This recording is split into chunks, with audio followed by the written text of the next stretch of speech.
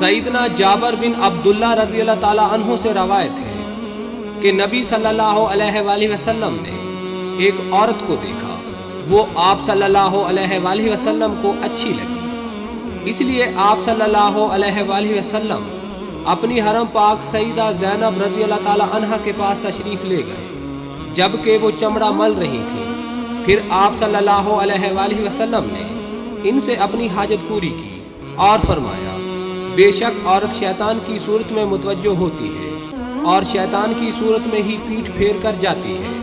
اس لیے جب کوئی آدمی کسی عورت کو دیکھے اور وہ اس کو اچھی لگے تو وہ اپنی بیوی کے پاس جائے اور اپنی حاجت پوری کر لے،